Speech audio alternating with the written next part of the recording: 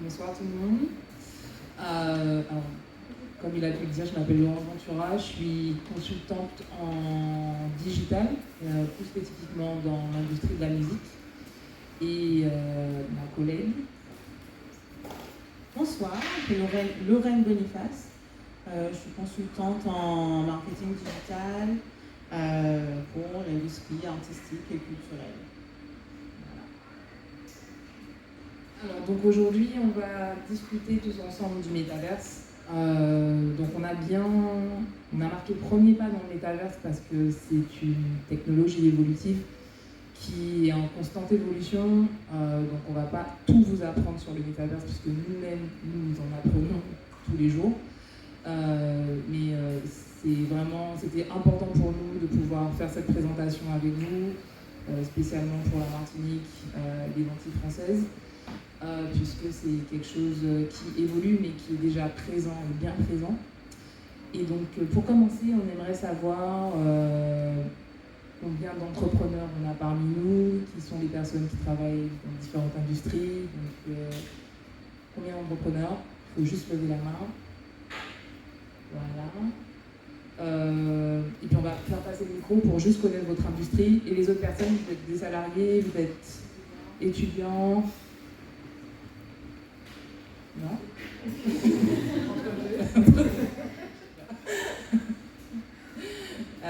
Ok. Alors, on veut juste connaître votre industrie parce qu'on va faire un petit exercice tous ensemble. Et juste pour savoir dans quelle industrie vous travaillez. Du coup, moi dans la musique, dans le sound design plus précisément. Voilà.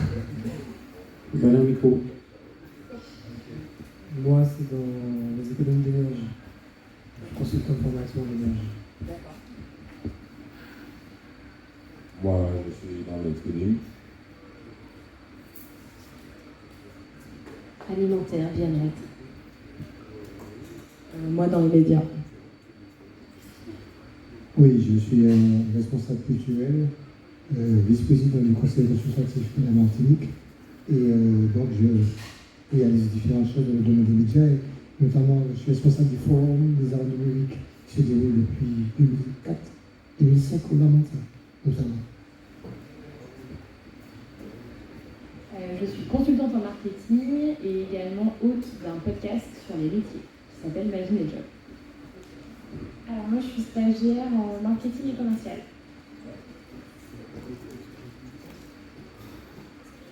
Alors je parle pour une fois du coup communication et marketing digital. Je suis développeur freelance. Moi, je suis dans l'immobilier et l'informatique.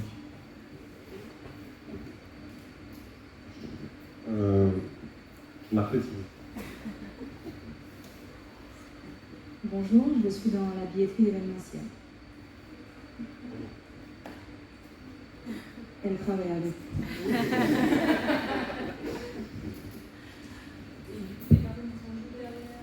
Oui, encore. Mesdames derrière. Alors, juste petit rappel, le bar est ouvert. Hein, et les bières sont pas chères, fraîches. Bonsoir, moi je m'occupe du média Buzz Martinique, presse web et application mobile dans le secteur de l'événementiel. Bonsoir, moi je suis attachée de presse et je m'occupe de communication globale.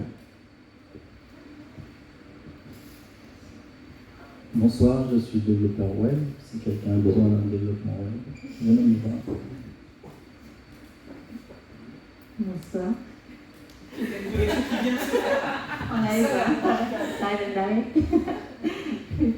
Karine, je suis dans le marketing digital, agence de communication globale et digitale. Voilà. Je passe.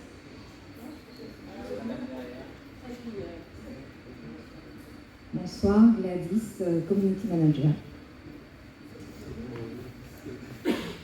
Bonsoir, Christophe, et je fais de la formation pour les enfants en informatique.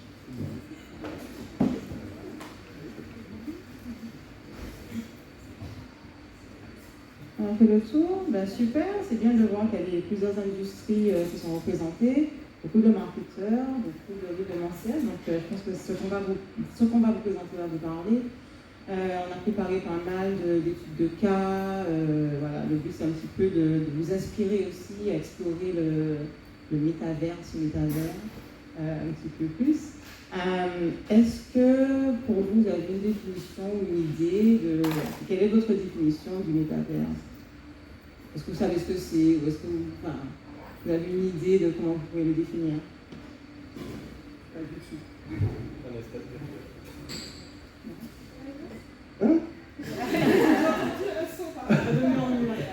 Un espace virtuel. Ok.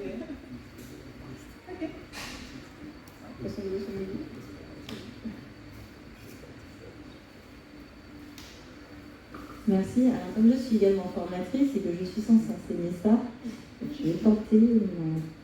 Alors, simplement, ce que je voudrais rajouter sur l'espace virtuel, c'est carrément un monde virtuel.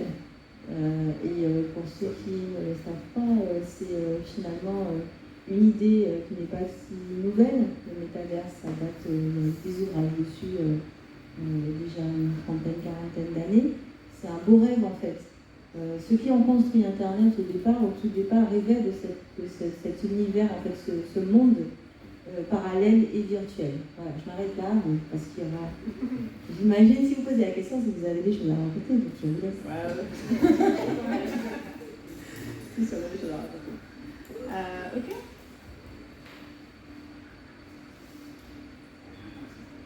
Alors, du coup, je voulais vous donner une explication claire, précise, mais très simple.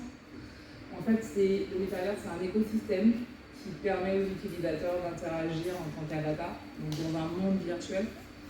Et dans ce monde virtuel, dans ces mondes virtuels, vous pouvez échanger, acheter, expérimenter. Et donc, en fait, c'est vraiment une communauté qui se retrouve dans ce monde-là et qui ils peuvent acheter, ils peuvent jouer, puisque à la base, l'industrie qui est en avant et en amont sur le métaverse, c'est l'industrie du gaming. Et donc, c'est vraiment un monde virtuel qui va vous permettre de vivre une expérience totalement immersive. Et bien évidemment, vous pouvez expérimenter plusieurs choses à la fois. Donc c'est ça en fait, pour le résumer d'une manière très simple et concise.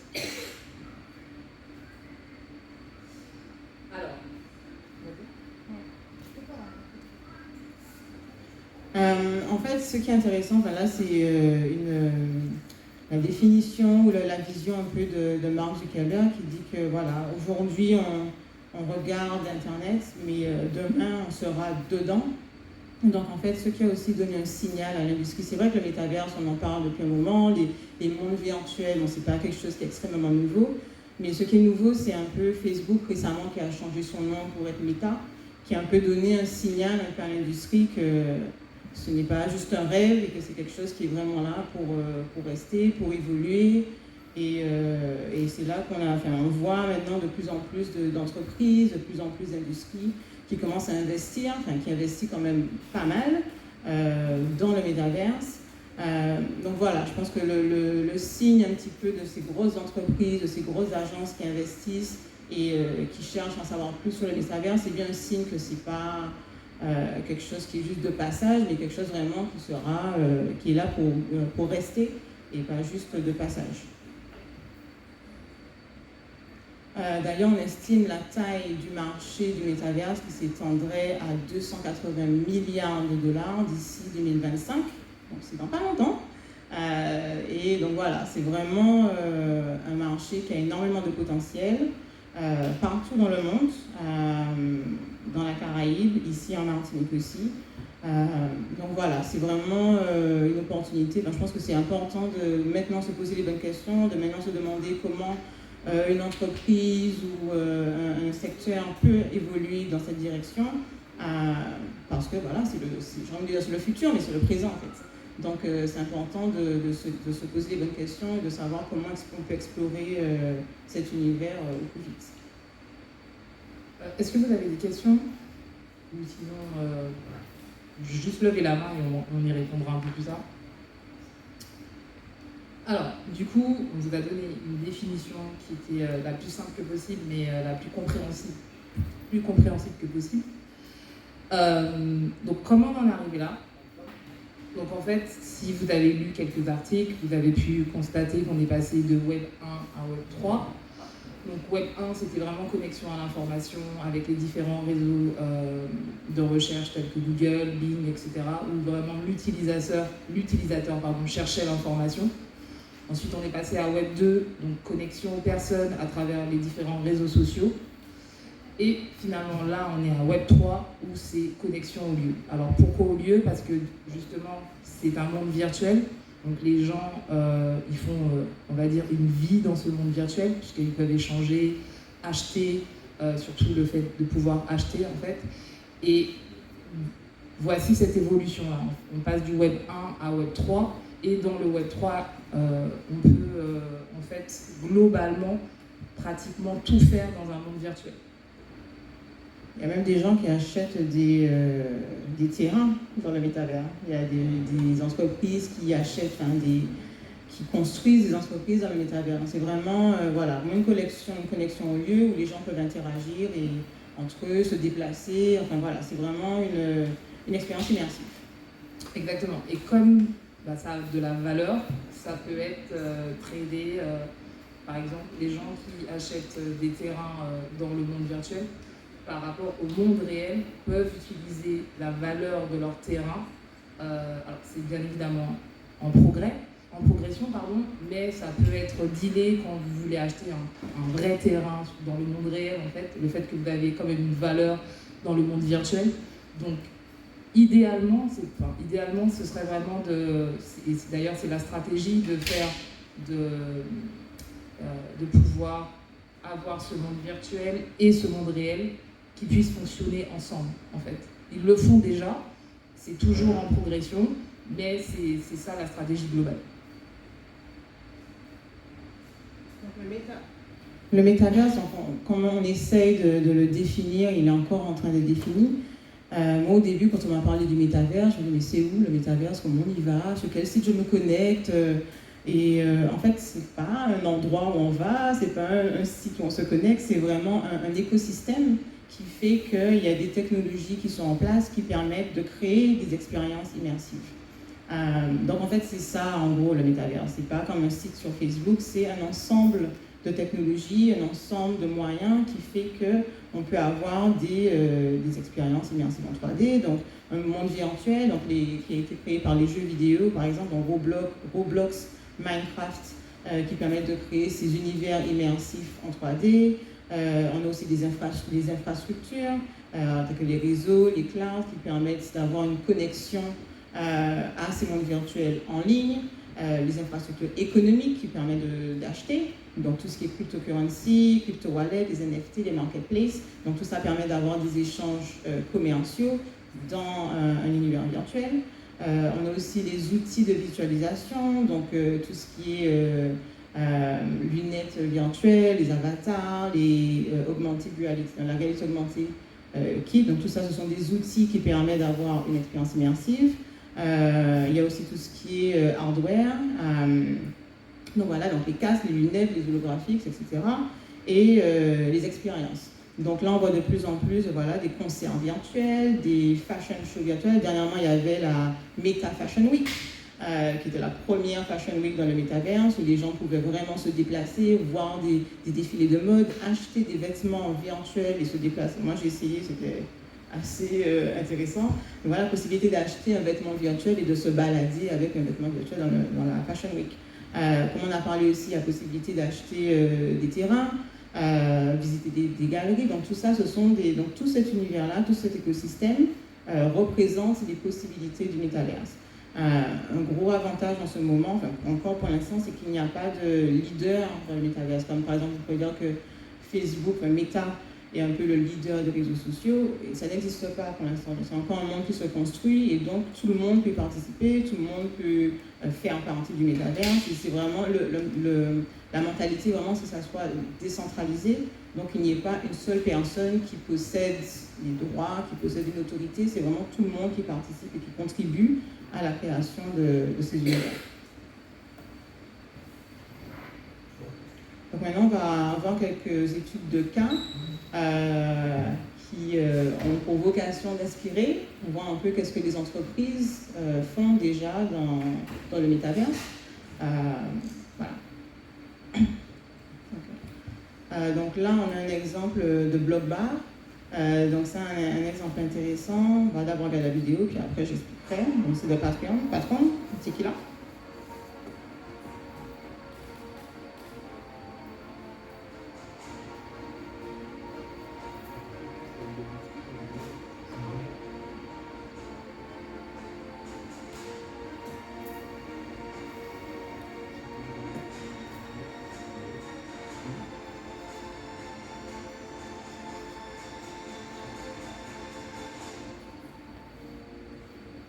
Donc voilà, bon, c'est un petit en anglais, donc je vais un peu décrire ce que c'est. En fait, Blockbar, c'est un bar virtuel pour les spiritueux.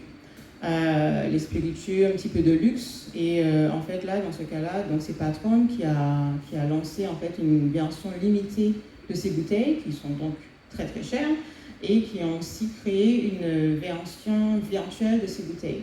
C'est-à-dire que quelqu'un peut aller dans un bar, acheter en fait une bouteille, un NFT, donc une bouteille virtuelle, et acheter également la bouteille réelle, mais en fait, ils ont également la bouteille virtuelle, donc le NFT virtuel. Donc, ce qui veut dire qu'ils ont une preuve d'achat, une preuve de possession, hein? Appartenance, voilà. Donc, quelqu'un qui achète une bouteille qui coûte super cher, donc c'est important pour eux d'avoir cette preuve en virtuel qu'ils ont cette bouteille. Et donc, s'ils veulent revendre l'NFT, c'est possible, et continuer à avoir la bouteille virtuelle peut continuer à grandir en valeur par la suite. Il me semble qu'ils ont aussi, ça leur permet aussi de créer une communauté, puisque chaque personne qui possède un NFT de cette bouteille, ils font partie de la communauté de Patron Tequila, donc ils ont aussi accès à des avantages de la marque.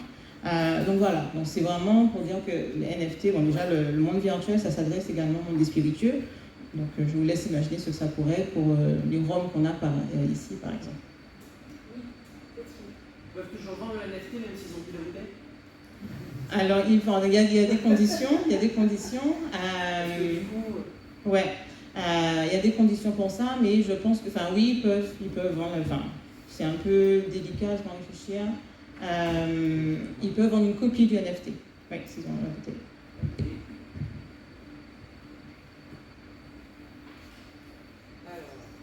C'est un exemple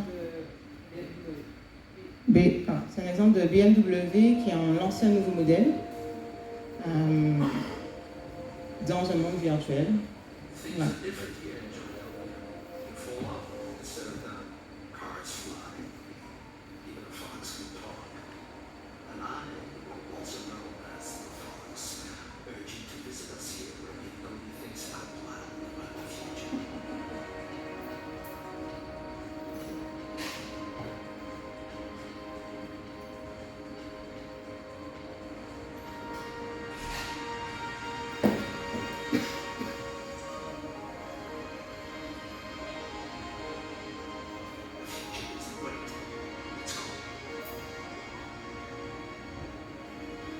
Donc là, c'était le lancement d'une voiture conceptuelle pour BMW au CES, il me semble. Voilà, l'idée, ce qui est intéressant là, c'est de voir, moi déjà je trouve assez intéressant de voir la qualité d'exécution du monde virtuel, mais ce qui est intéressant là, c'est vraiment l'exercice de branding, où ils ont voulu lancer leur nouveau modèle, mais tout en faisant partager l'univers un peu du modèle, l'univers de BM, dans ce monde virtuel. Donc ils ont vraiment créé ce monde virtuel-là spécialement pour ce nouveau modèle de BMW.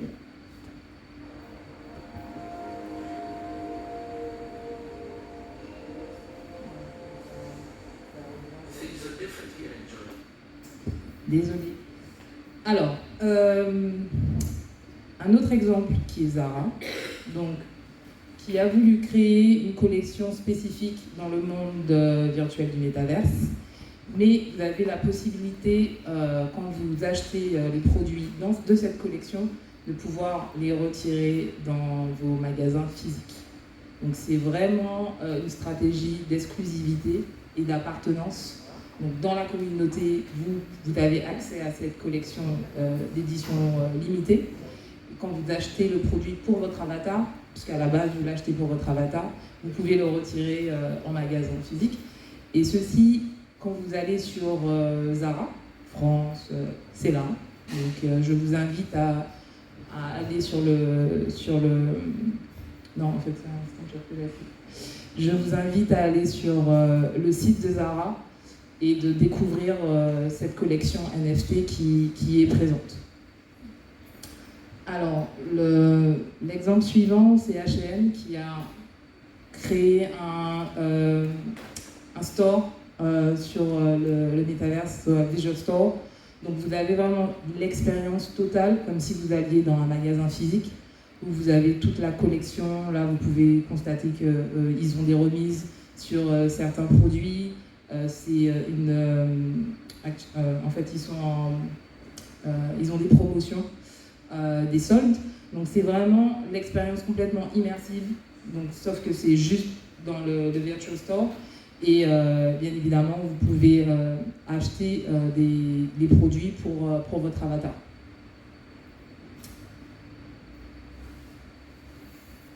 Alors, désolé. Mince. Voilà. Alors, le dernier exemple qui est très intéressant et très pertinent pour une marque. Donc, Mercedes-Benz s'est associé avec des artistes pour créer une collection de NFT de leur G-Benz. Donc, je vous laisse regarder et puis après je vous explique.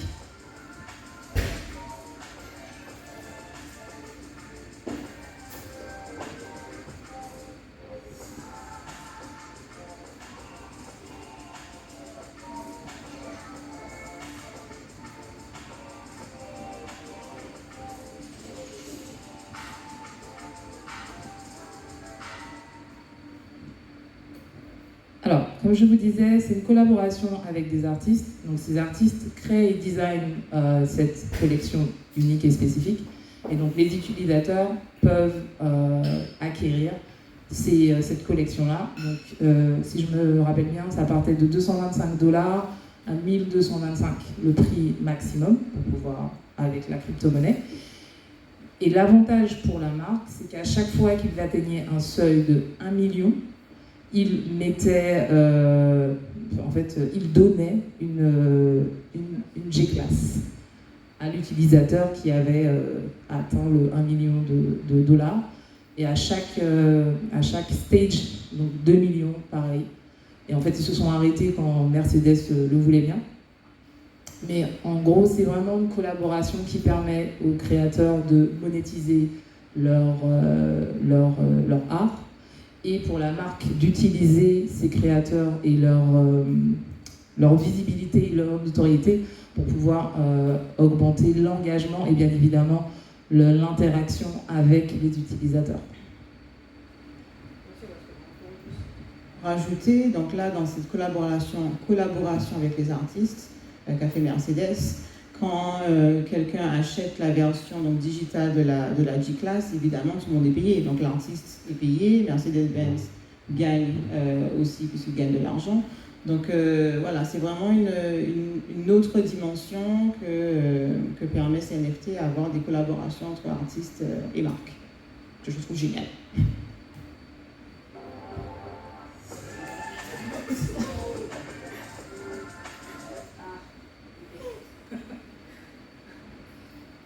Ok, donc,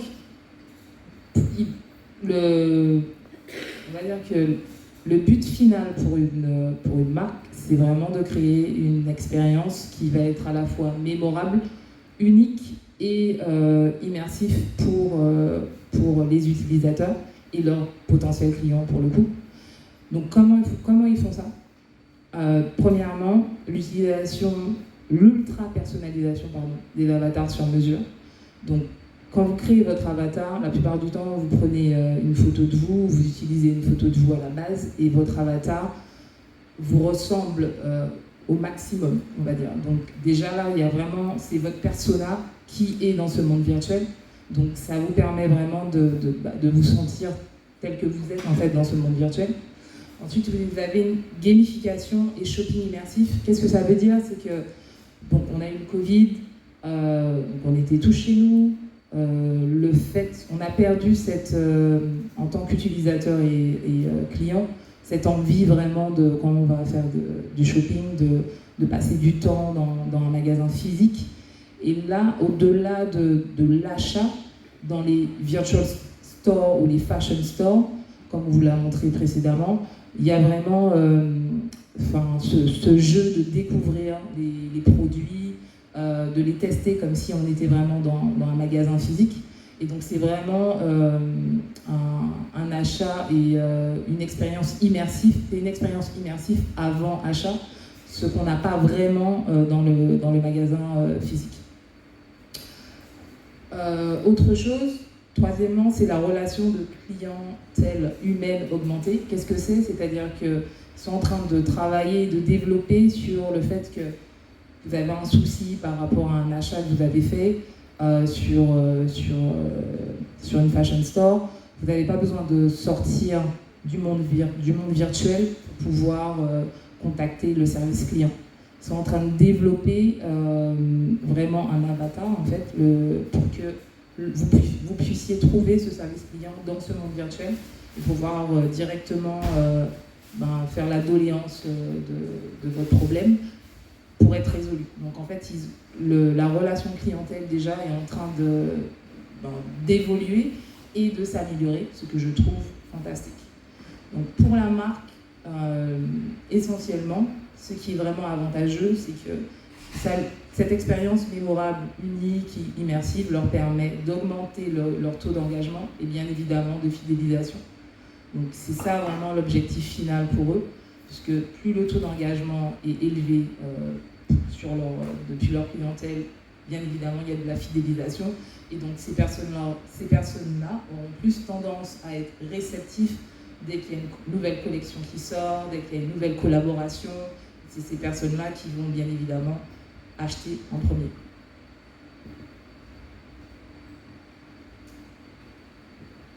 Donc après... Allô? Ah voilà. D'après tout ce qu'on a vu, on a voulu en fait faire une petite liste en fait des avantages pour les entreprises. J'espère que vous les voyez déjà.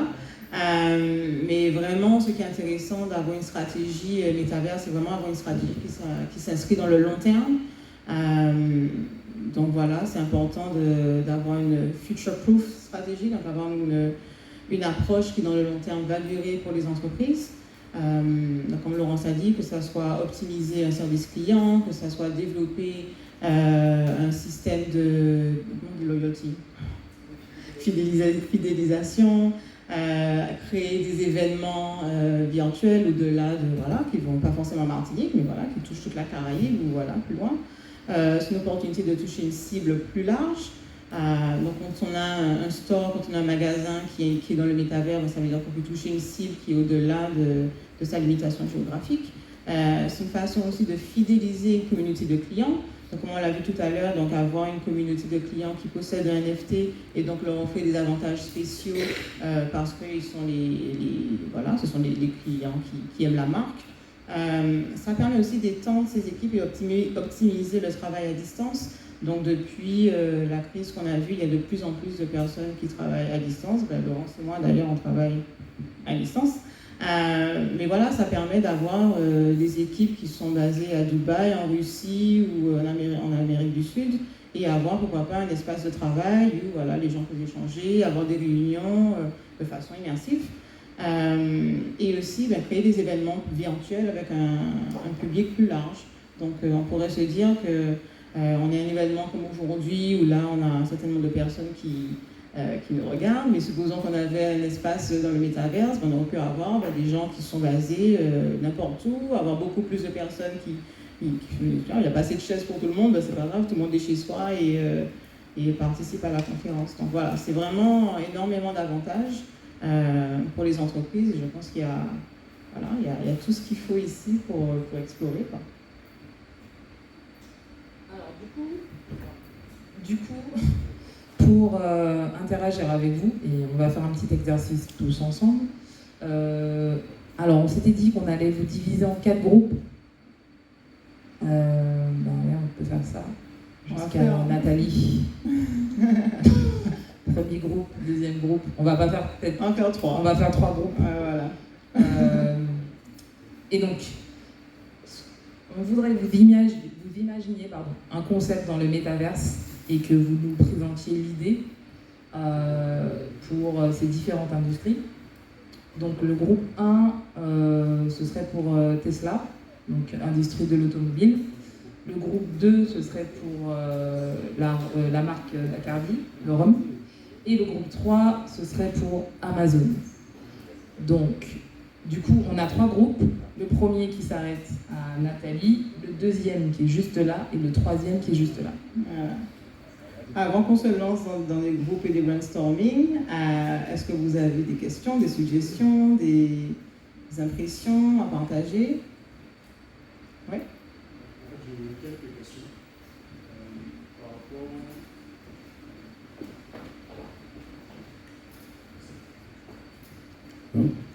Allô? Oui. Alors du coup, j'aurais quelques questions par rapport aux ressources en fait que peuvent consommer en termes de serveurs, en fait, d'électricité de consommation, le mode métaverse. Du coup, déjà, est-ce que vous avez un petit peu une estimation de voilà. En termes de consommation électrique, je pense que pour j'allais le financer, mais pour produire en fait, pour alimenter tous ces systèmes, il va falloir produire beaucoup et je pense que c'est un gros morceau à gérer.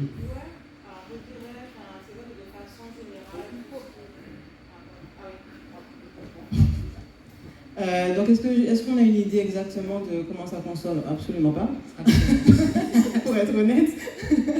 Mais c'est vrai que de façon générale, tout ce qui est crypto-monnaie, etc., c'est vrai que ça demande beaucoup de ressources de serveurs. Alors, est-ce que c'est une barrière à créer quelque chose? Non, je pense pas. Après, les ressources sont là. Enfin, si on devait créer quelque chose ici, on a l'électricité. Donc voilà, donc c'est quelque chose qui est accessible. Je dirais, au niveau de la bande passante au niveau d'Internet, ça, par exemple, je pense que ça doit être... Voilà. Enfin, c'est pas un problème, mais par exemple, quand j'ai tenté l'expérience pour la Meta Fashion Week et que je me suis déplacée en avatar, j'habite au Robert, ça ramait. Donc, c'est vrai qu'il faut quand même qu'il y ait une connexion qui soit plus ou moins solide pour que l'expérience soit fluide. Donc, voilà.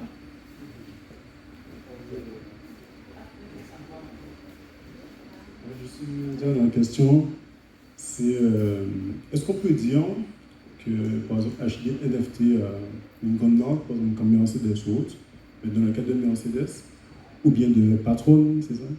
C'est comme acheter en fait des actions, en fait une part de la société. C'était ça? Du coup, voilà, alors, je dirais, ça dépend du concept, ça dépend du contrat, ça dépend de ce qu'il y a dans le NFT. Je dirais, c'est pas vraiment acheter des parts de la société, mais comment expliquer ça? C'est pas acheter des parts parce que c'est pas en lien avec la valeur de la société, en fait. Donc, quand Patron crée un NFT, il décide que les détenteurs de cet NFT auront droit à certains avantages. Mais ça ne peut pas forcément dire qu'ils auront accès à une part de la société, sauf si Patron décide que... En fait, c'est vraiment le NFT, c'est une sorte de contrat, et la société décide ce qu'elle met dans ce contrat-là. Ça enchaîne sur notre question. Vas-y.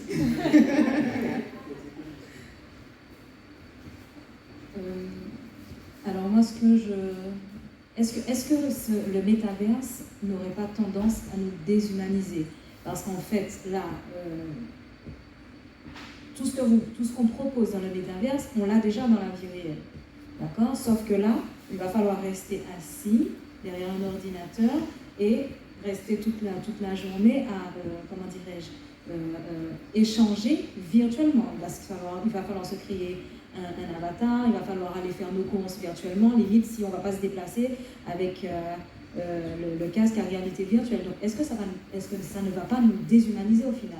Parce que moi, quand je vois ça, au final, j'ai pas envie de me lever pour aller faire du shopping à la Guinée.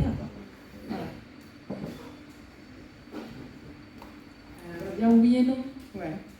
C'est parce que ça reste quand même votre choix. C'est pas... Non, mais on ne vous l'impose pas. Oui, non, mais au final, si on rentre vraiment dans le métaverse, on n'aura pas le choix, puisque tout va se passer là-dedans. Si tout le monde commence à rentrer dedans, tout va se passer là-dedans. Au début, on était obligé de se lever, prendre le bus pour aller faire ses achats en Port-de-France, par exemple. Maintenant, vu la Covid, on est obligé de faire des achats en ligne. Ce qui m'arrange, je dirais, parce que je connais mon vie exponentielle, mais au final, il y aura plus cet automatisme, ce contact, ce lien, cette humanisation en fait. Est-ce que ça ne vous effraie pas en quelque part? C'est vrai qu'il y a un scénario catastrophe qu'on peut imaginer, effectivement, quand on va dans les films futuristes où chacun est sur un siège, sans grossir avec un masque, ça, effectivement, c'est le scénario catastrophe. Mais moi, je vois plus ça comme étant quelque chose en plus, en fait. Parce qu'on on reste humain, on va échanger, on aura des expériences dans la vraie vie, mais ça nous donne le choix. Moi, je n'ai pas forcément envie de me taper les embouteillages pour acheter un forfait téléphone. Mais si je peux le faire dans un univers virtuel, oui, je le ferai. Donc je pense que c'est plus le voir comme une option, comme un choix qui nous facilite les choses, plutôt qu'un scénario où tout se passerait dans le métaverse. Je pense que c'est plus comme ça qu'il faut voir les choses. Et tout ne peut pas se passer dans le métaverse. Voilà, parce qu'on reste quand même... D'ailleurs, les expériences métaverses qui sont les plus réussites, ce sont des expériences qui mélangent le monde virtuel et le monde réel. Donc c'est, voilà, comme on disait tout à l'heure, les marques qui créent des expériences métaverses, elles gardent un aspect réel. Donc par exemple, le patron, je ne sais pas, comment on a vu. C'est quoi? Voilà, Zara par exemple, qui donne un accès à des vrais vêtements dans le magasin. Ou alors, il y a certaines marques qui proposent des NFT qui permettent d'avoir accès à des événements gratuitement, parce que la personne est détenteur de cet NFT, donc elle a accès à des événements gratuits. Donc je pense que toutes les bonnes expériences métaverses, ce sont des expériences qui lient le monde réel et le monde virtuel. Je pense que c'est important de garder ça en tête quand même. De ne pas faire que des expériences virtuelles, parce qu'effectivement, c'est pas intéressant. Et puis on le verra un peu plus tard, mais il y a certaines industries où être que dans de l'expérience virtuelle, ça ne fonctionne pas. Donc l'industrie de la musique, ça ne fonctionne pas. Il faut allier les deux.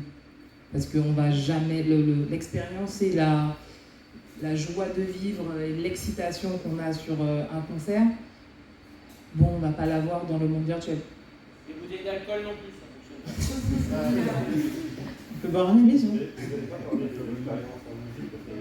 Ça vient. Oui, on va couvrir ça en deuxième partie en fait. Voilà. Est-ce que quelqu'un a une autre question? C'était un peu pour rebondir sur la question de l'infrastructure. En fait,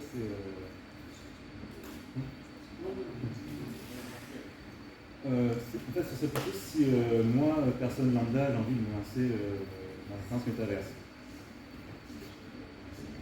Si moi, personne lambda, j'ai envie de me lancer dans l'expérience métaverse, mais pas en tant que consommateur, en tant que créateur. C'est-à-dire que comment je m'y prendrais et qui je vais voir pour ça, quoi. Je pense que comme on vient de le voir, le métaverse c'est tout un écosystème. Donc il y a vraiment tout plein de choses. Donc je pense que la première étape c'est d'avoir un concept, de savoir quoi y faire, comment y faire, quel est le parcours, quel est le parcours client, quelle expérience qu'on a envie de créer. Donc c'est d'abord de penser à quelle est cette expérience et ensuite en fonction de l'expérience, c'est voir comment les technologies qui sont disponibles dans l'écosystème du métaverse peuvent soutenir ou étendre cette expérience. Pour moi, je pense que c'est important de commencer par ça, de commencer à penser à l'expérience qu'on veut offrir et ensuite se dire, bon ben voilà, je veux offrir cette expérience-là. Est-ce qu'il me faut un casque VR? Est-ce qu'il me faut une marketplace NFT? Est-ce qu'il me faut... Enfin voilà. Et après, penser quelle technologie du métaverse peut créer cette expérience-là. Après, c'est quelque chose que Laurence et moi on fait. Donc voilà, conseiller sur des concepts le Web3. Il faut venir vous voir en fait. Oui, tout à fait. En gros. En gros, ouais, c'est ça.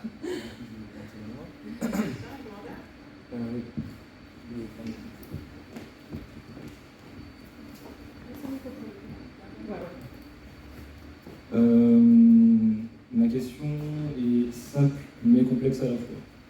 Du coup, sachant que le métaverse part d'un monde totalement digitalisé mais surtout décentralisé, comment arrivons-nous à faire le lien entre l'économie justement réelle et l'économie dans le métaverse? Puisque bon, les NFT, du coup issus de crypto-monnaies, des cryptos, il y en a des centaines, des milliers. Du coup, on sera bien obligé de régulariser tout ça, donc de créer une monnaie virtuelle unique pour centraliser le système. Donc est-ce qu'on va plus vers ça selon vous au niveau des entreprises ou est-ce que pour le moment on reste dans le flou? En fait, c'est en constant test. À chaque fois, en fait, là pour le moment, on peut pas, nous-mêmes, on n'a pas la réponse. La seule chose dont on est sûr, c'est que pour arriver à une conclusion, il faut qu'ils continuent à tester. C'est ce qu'ils font d'ailleurs. Donc, probablement à la fin de l'année, on aura une autre réponse à vous donner. Mais pour le moment, la réponse, c'est qu'on ne sait pas. Une autre question. Selon vous, comment des entreprises, en tout cas du milieu digital, pourraient intégrer ces nouvelles technos en Martinique? Déjà, est-ce qu'elles le pourraient et comment? Vous parlez d'agences digitales? Oui. Alors, il y a déjà des agences dans la Caraïbe qui justement ont intégré ça en travaillant avec des marques. La plupart du temps, c'est dans des collaborations. Mais je vais passer le micro à Lorraine parce qu'elle est plus spécialisée dedans. Effectivement, je travaille avec des clients dans la Caraïbe et on a des propositions dans le métavers. Alors comment, ça revient un petit peu à ce que je disais, c'est penser à l'expérience qu'on veut offrir. Donc d'abord penser à l'expérience et ensuite chercher la technologie. Donc par exemple, il y a des marques avec qui je travaille où, je sais pas, on essayait de créer un concert dans le métaverse par exemple. Donc on a l'idée de créer un concert, on va chercher quels artistes seront dans le concert, quelle sera l'expérience, comment on lit ça avec le monde réel, etc. Et ensuite on se dit, quelle technologie peut nous aider à créer ce concert? Est-ce que nous faisons un monde virtuel? On va avoir un monde virtuel, un Roblox, un Minecraft pour nous créer ce monde virtuel.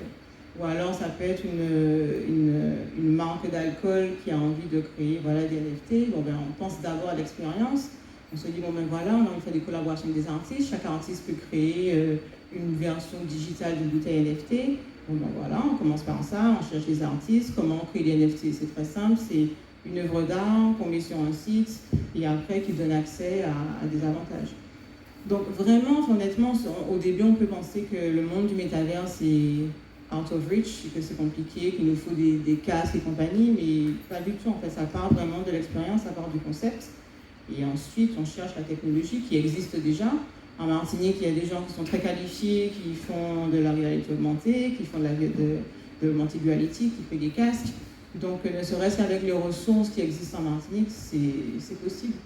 Et en plus de ça, en termes de collaboration, on a énormément d'artistes visuels ici qui sont excellents. Donc, pour ce type de collaboration, il n'y a pas en fait vraiment de difficulté à pouvoir, pour une agence en tout cas, proposer aux marques de pouvoir collaborer avec ces artistes-là, de créer le NFT et ensuite de pouvoir mettre ça sur le monde virtuel. Donc pour moi, personnellement, les agences en Martinique devraient vraiment commencer à s'y intéresser et on n'a aucun résultat si on ne teste pas les choses. Donc il ne faut vraiment pas avoir peur de tester. Alors bien évidemment, ça demande un certain budget, mais c'est aussi une éducation aussi aux agences du digital de pouvoir éduquer leurs clients, de pouvoir bien évidemment leur expliquer à leurs clients les avantages qu'ils auront à promouvoir des NFT, etc. Mais c'est des choses à tester en fait. Pour moi, il n'y a pas de barrière. Est-ce qu'on a une question? Moi, j'ai une question. Qu'est-ce que ça implique concrètement pour une entreprise qui veut créer un espace à lui dans le métaverse? par quoi il faut, enfin, par quelles étapes elle doit passer.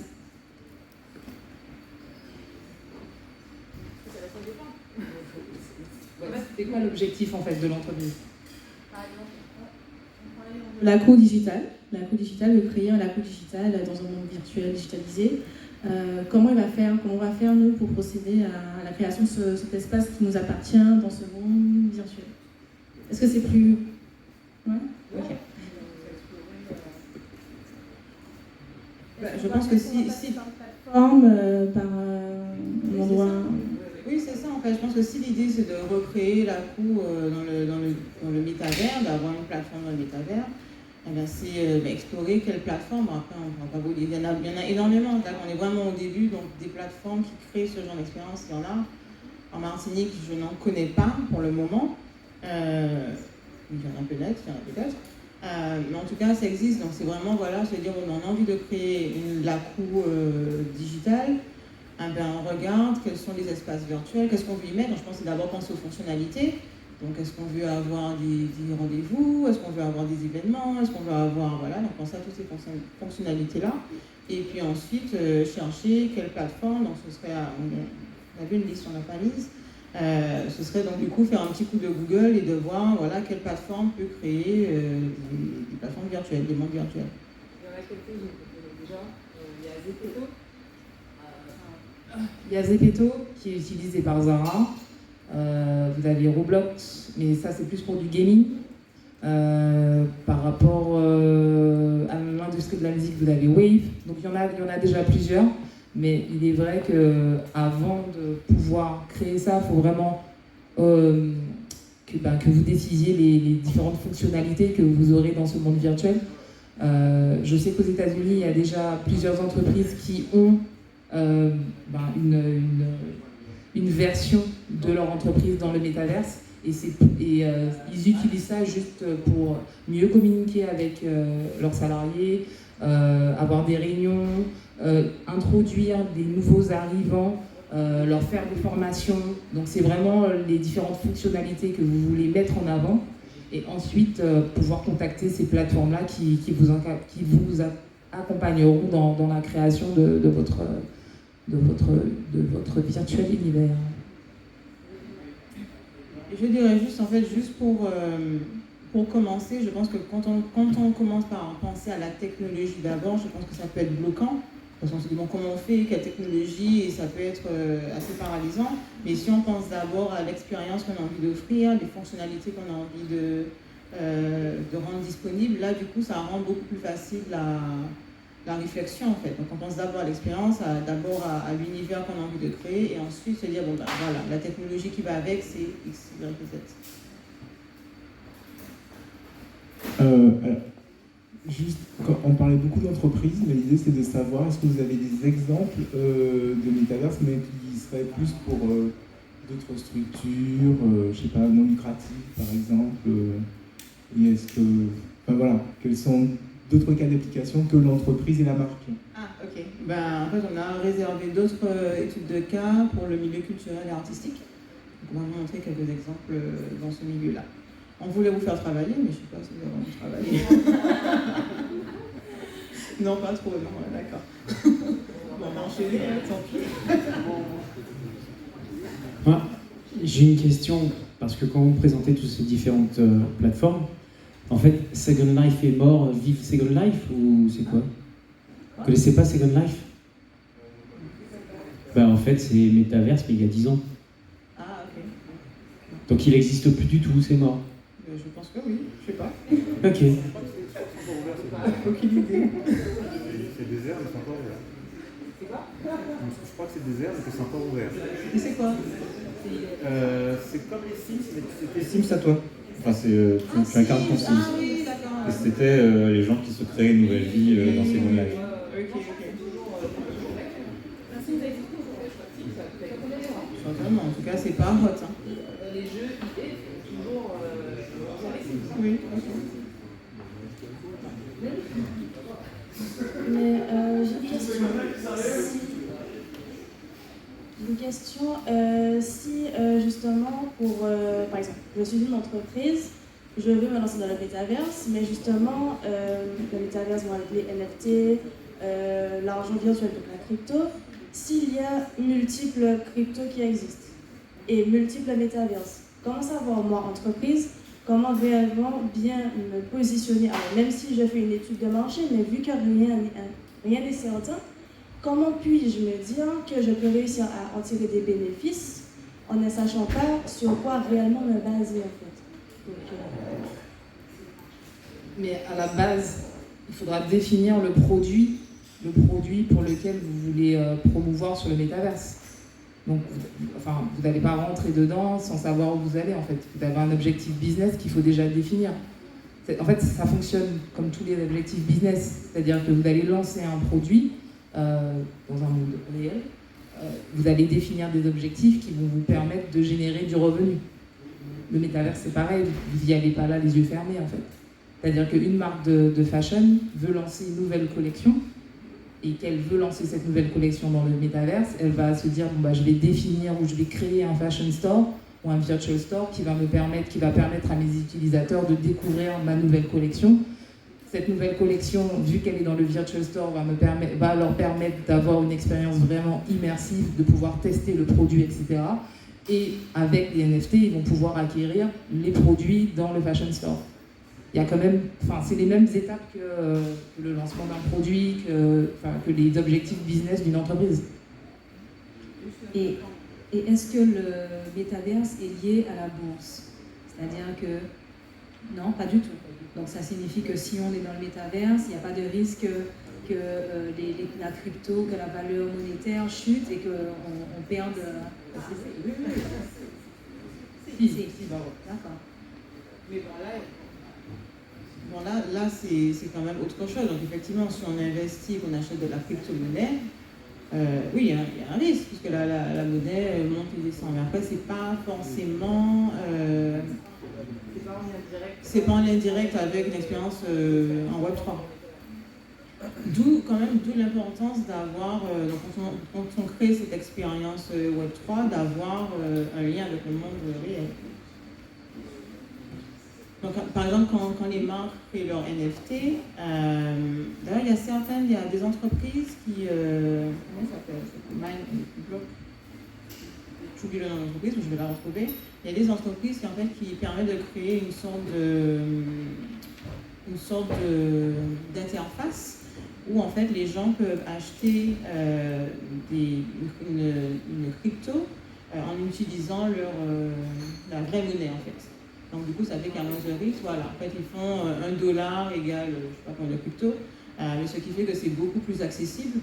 Donc c'est une campagne sur laquelle j'ai bossé avant. Donc c'est beaucoup plus accessible. Les gens n'ont pas forcément besoin d'avoir une crypto wallet pour y accéder. Ils peuvent utiliser leur carte et donc du coup une sorte d'équivalence entre monnaie réelle et monnaie virtuelle.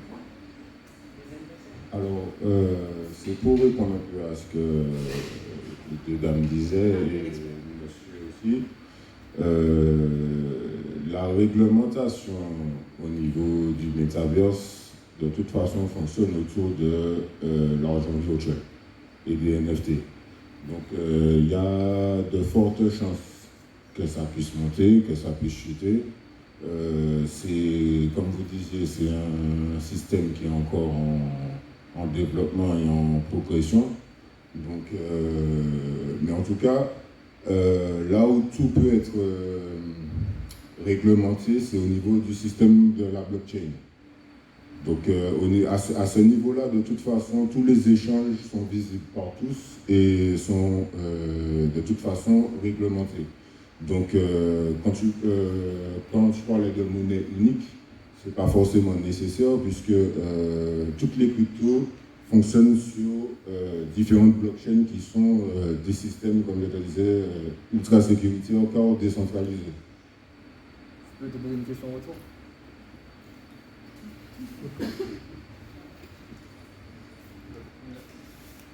Je suis d'accord avec toi, mais le problème c'est économie réelle, économie virtuelle. En ce moment, on le sait, la plupart des gouvernements essayent de créer leur crypto à eux, euros, etc. Et c'est justement là où il y a un impact. Du coup, au niveau de la monnaie virtuelle, en ce moment, pour l'instant, il n'y a pas de problème.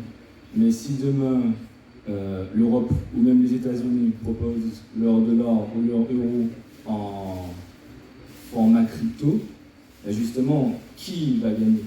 Parce qu'il y aura toujours le même problème à ce moment-là, puisqu'on a des monnaies qui sont, on va dire, puissantes, majoritaires, contrôlées par des pays.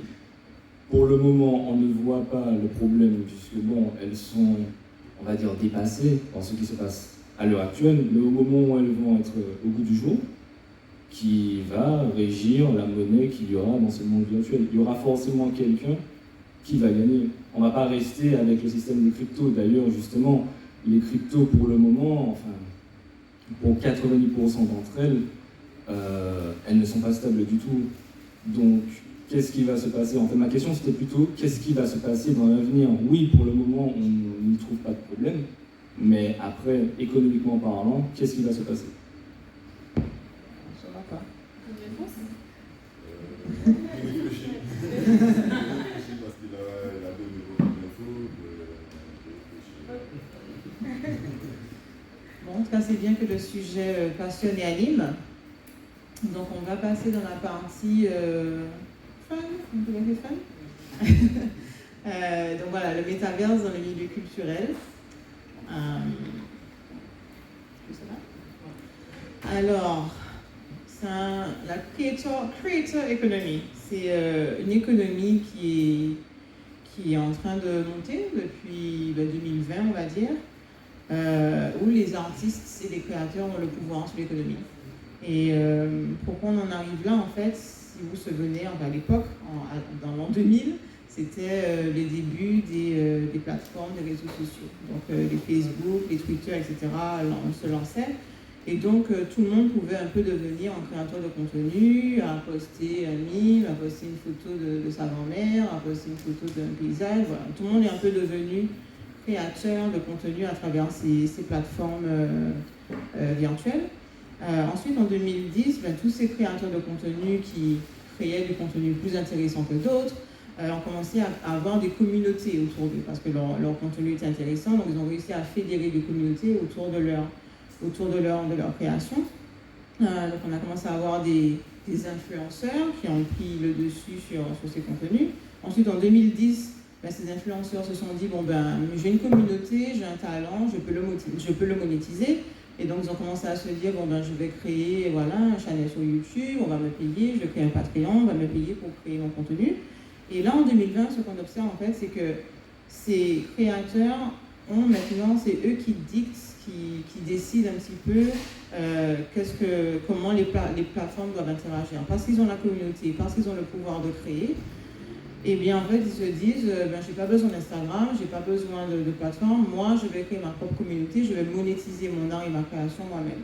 Et donc on voit les plateformes qui répondent un petit peu aux besoins de ce créateur. On voit Instagram qui crée de plus en plus de façons pour les artistes de se rémunérer. On voit vraiment qu'Instagram, par exemple, est en train de tout faire, ou on a Discord aussi, ou TikTok, en train de créer vraiment des moyens pour que les créateurs puissent être rémunérés. Donc on est vraiment dans un temps maintenant où les créateurs ont le pouvoir, c'est eux qui décident, qui dictent un petit peu où va l'économie, et voilà, il était temps. Et aussi qui peuvent monétiser leur art. C'est quand même un sujet très intéressant pour eux. Donc, parce que des créateurs qui ont 1 million de followers, mais ces 1 million de followers ne font pas grand-chose pour eux, à part de la visibilité, de l'engagement, des likes, etc. Mais là, ils ont l'opportunité de justement collaborer. Alors déjà là, les plateformes les mettent plus en avant, donc cherchent à monétiser leur art et leur contenu finalement. Mais dans le métaverse, collaborer avec les différentes marques leur permettent vraiment de monétiser leur art et que ça prenne de la valeur au rachat, etc. Donc c'est vraiment un game changing pour eux. Alors, Creator Economy, donc c'est l'économie des créateurs, qui est une économie facilitée par des logiciels et donc qui permet aux créateurs de tirer des revenus de leur création. J'ai envie de vous dire que, finally. Et donc là, quelle est vraiment l'opportunité métaverse pour les artistes. Donc on va rentrer vraiment dans le vif du sujet. Alors, donc, comme je vous avais dit, vous avez des concerts virtuels. Alors moi qui travaille dans l'industrie de la musique, donc j'ai regardé plusieurs concerts virtuels juste pour me faire une idée et mon ressenti c'est que rien ne remplacera le réel, le vrai concert, l'excitation, l'échange avec les artistes, etc. Néanmoins, un concert virtuel dans le métaverse permet finalement à une communauté qui est partout dans le monde de pouvoir échanger directement, de pouvoir, si le concert a pour but de relever des dons, de pouvoir faire des dons en direct. Donc on voit directement les petites notifications. Donc, je vais vous faire... Alors la vidéo est assez longue.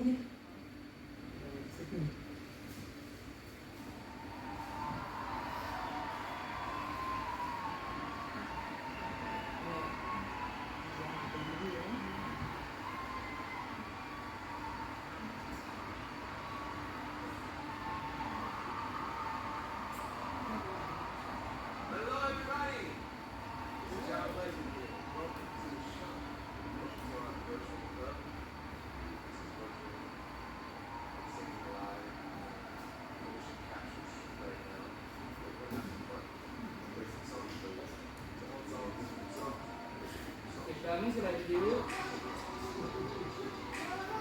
Alors.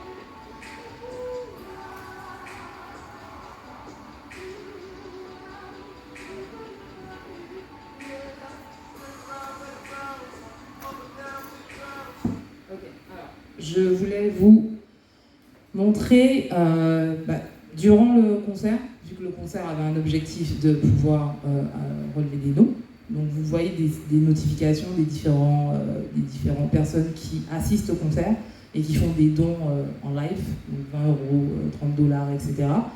Pour les marques, là, l'avantage pour elles, c'est d'être visible. C'est-à-dire qu'on a, en termes de marketing et de marketing, là on est sur un peu du marketing traditionnel. C'est-à-dire que pour un concert, quand on a une collaboration avec une marque, ils nous laissent soit leur kakémono, soit leur affiche, etc. Et là, pour le coup, c'est à peu près la même chose dans le monde virtuel. Donc s'il y a une collaboration avec des marques, on voit en fond le logo des marques et des différentes marques. Tout le lieu, en fait, va être designé et customisé avec la marque. Ce qu'on a en physique également. Des questions? Alors, à côté, je vous ai mis une photo exprès, c'est juste pour que vous voyez la technologie, comment ça se fait quand même. Du coup, John Legend a enregistré, customisé dans un habit bien noir.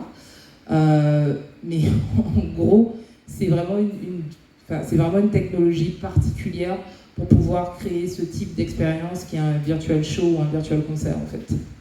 Donc c'est vraiment pour moi quelque chose qui, bien évidemment pour l'industrie de la musique, j'aurais plus tendance à dire que ce qui pourrait être intéressant là, ce serait vraiment la collaboration avec les marques. Le fait qu'une communauté qui est partout dans le monde puisse interagir en même temps. Mais vraiment pour moi, ce qui est intéressant pour l'industrie de la musique, c'est qu'est-ce qu'on peut créer en termes de NFT pour l'audience en fait. C'est-à-dire que vous avez plusieurs concerts ou des festivals.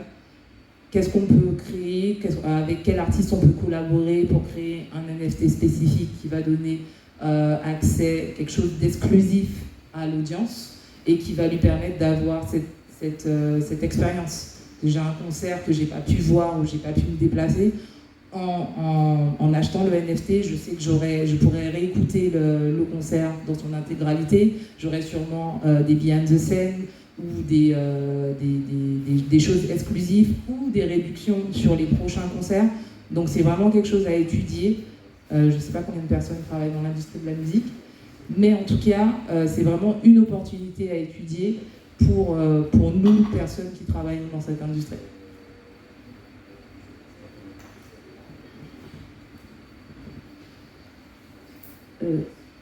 Du coup, ça veut dire que le metaverse, en fait, il existe sans vraiment savoir. En fait, on connaissait déjà le metaverse avant même qu'on ait, en fait, comment dire, de nouveaux concepts. Par exemple, vous avez parlé de Roblox ou encore de Minecraft. Ben, ce sont des mondes interactifs et du coup, immersifs et interactifs.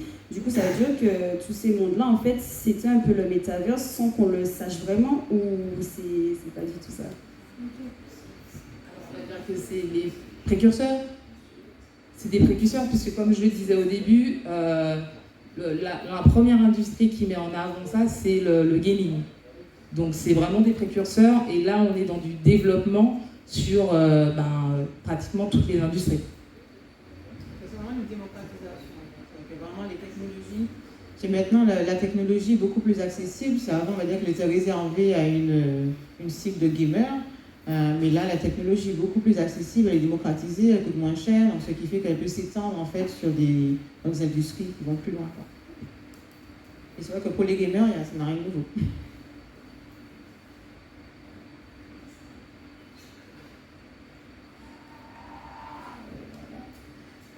Dans l'autre exemple, c'est un fashion designer, donc une designer au milieu de la mode, qui est de Trinidad et qui était présente à la Meta Fashion Week. C'était l'une des seules marques, la seule marque caribéenne qui a pu être présente à la Meta Fashion Week. En fait, donc elle crée une collection de vêtements réels et également une version virtuelle pour chacune de ces collections, de la collection. Donc la collection a aussi une version virtuelle. Et donc pendant la Fashion Week, donc les gens chaque personne pouvait donc regarder le défilé, regarder les vêtements qui étaient exposés.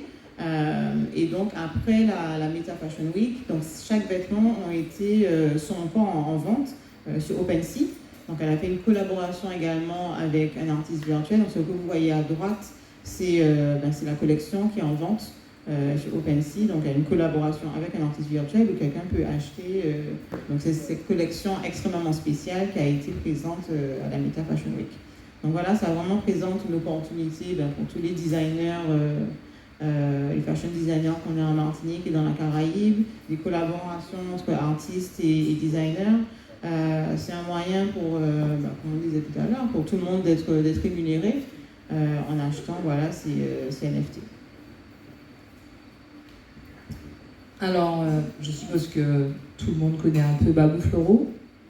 Donc, on voulait justement le mettre un peu en avant par rapport déjà à son talent. Donc, je crois qu'il y a un mois de ça, il a créé son premier NFT qui s'appelle Siro Genesis. Donc, ce NFT s'est vendu assez rapidement. Je n'ai pas pu aller sur la plateforme. Ouais. Mais là, c'est vraiment une opportunité pour lui, justement, pour un peu level up son art, le rendre accessible un peu à tout le monde, mais aussi permettre à l'acheteur d'avoir quelque chose d'exclusif. Pour le coup, là, il offrait un produit en édition limitée, ainsi qu'une œuvre physique exclusive.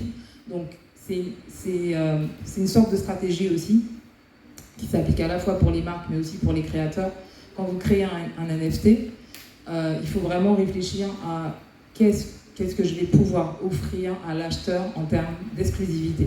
Qu'est-ce qui fera la différence et qu'est-ce qui va le pousser à acheter mon NFT en fait. Et c'est ce que les marques, mais aussi les créateurs font dès qu'ils vendent un NFT, dès qu'ils collaborent avec une marque. Parce que finalement, vous avez cette exclusivité, le fait que personne ne va avoir ce que vous aurez vous, en fait. Juste pour rajouter, ce qui est quand même super intéressant dans ce cas-là, c'est que, je ne sais pas qui étaient les acheteurs pour les œuvres de Babou, mais ils peuvent être en Martinique ou pas. Donc ça donne une visibilité, pas une visibilité, un accès à une audience, un public qui est beaucoup plus large, qui peut se trouver n'importe où dans le monde. Donc c'est quand même une opportunité intéressante pour les artistes. Le meilleur exemple. Donc c'est une vidéo qui est un petit peu longue, Mais on a voulu vous présenter ça, c'est un peu le futur de... Attends, j'explique quand même. Le futur des festivals de musique, donc ce qui est intéressant dans cet exemple, c'est que ça lie un petit peu tout. C'est-à-dire qu'on a un festival de musique en live et on a des NFT qui sont présents à chaque festival. Donc en fait, c'est un festival de musique, ils ont décidé de collaborer avec des artistes pour créer une représentation visuelle de la musique, de leur musique. Et en fait, à chaque concert qu'ils font, il y a une différente production qui est montrée pendant le concert. Et donc, ils ont créé toute une stratégie de storytelling. Donc, à chaque fois que quelqu'un se rendait à un concert, il voyait donc la suite de l'histoire à travers la création visuelle. J'aurais une petite question. Est-ce que, en fait, aujourd'hui, il y a une personne peut acheter un NFT, genre c'est one-to-one, mais est-ce que plusieurs personnes pourront acheter en fait des parts d'une œuvre, par exemple? C'est ça qui est super, c'est qu'en fait une personne plusieurs personnes peuvent acheter des NFT, bien sûr. Chaque personne a une partie, en gros, une copie du NFT, et à chaque fois que cette copie est revendue, tout le monde touche. C'est-à-dire que l'artiste a un pourcentage, la personne qui a acheté un pourcentage. Si moi j'achète une œuvre d'un artiste, si je la revends, je touche quelque chose, mais l'artiste qui a créé l'original aussi touche quelque chose. Ce qui n'est pas le cas dans l'art traditionnel où voilà, l'artiste juste touche la première vente et rien après.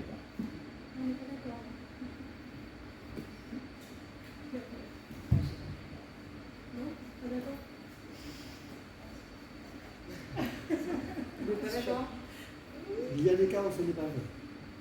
Ah bah justement.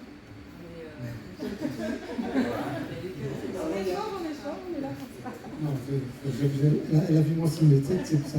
Non, il y a des cas quand même où, après une vente, une seconde vente, il y a certains règlements dans plusieurs endroits du monde où l'artiste peut toucher quand même quelque chose. Ça existe. Dans le traditionnel. Oui, ça existe. Oui, ça existe. C'est possible. C'est pas si fréquent, mais c'est possible. Dans l'art visuel ou la musique? Les arts visuels, la musique, c'est les droits d'auteur, il est droit voisin. Oui, voilà. C'est des collaborations. Ça c'est Madame, etc. Voilà.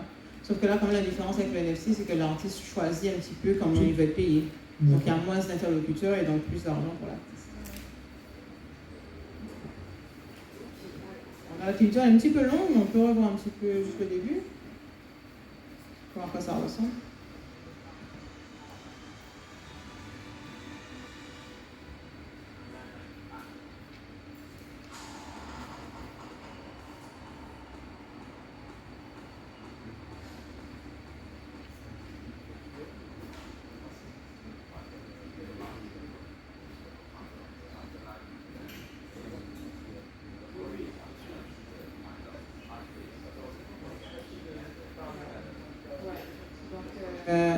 En fait, là, ce qu'on voit, vous voyez bien voilà, donc là, on a le NFT, en fait, donc la représentation visuelle de la musique, et puis il y a le concert.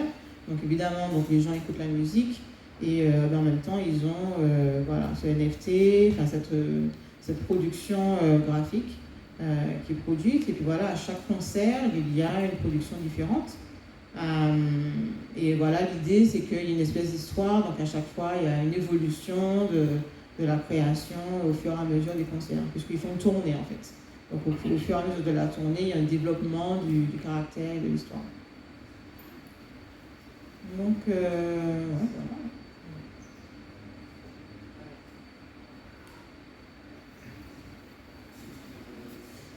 Alors, du coup, pour résumer, donc les avantages pour un artiste en étant présent dans le métaverse et en collaborant avec des marques, en créant du NFT. Donc, c'est être mieux payé en vendant des royalties et exclusivités, ce qu'on discutait auparavant. Donc, plus d'opportunités de collaboration avec des marques, mais aussi d'autres artistes, puisque bien évidemment, les artistes peuvent collaborer entre eux pour créer un NFT en commun. Fournir une preuve d'authenticité à l'acquéreur. parce que ça, souvent, on a souvent des problèmes par rapport à ça. Et une monétisation de la communauté. Donc, qui dit monétisation, ça veut dire que vous acquérez un NFT d'un artiste. Quand vous allez le revendre, l'artiste va toucher, mais vous allez également toucher. Donc en fait, c'est une espèce de monétisation globale. Et donc personne n'est lésé. Et donc c'est quelque chose qui est complètement nouveau aujourd'hui. Donc voilà. Pour finir, c'est vraiment... Ah. Tory Lanez. Ah oui. Alors, Tory Lanez. Tout le monde connaît Tory Lanez? Non. Ok. Tory Lanez, c'est un rappeur américain. Et donc, ce qu'il a fait, c'est... Comment? Vraiment? Ah bah écoutez, on ne connaît pas sa vie privée pour le coup. En fait, mais en gros... Non mais ça va.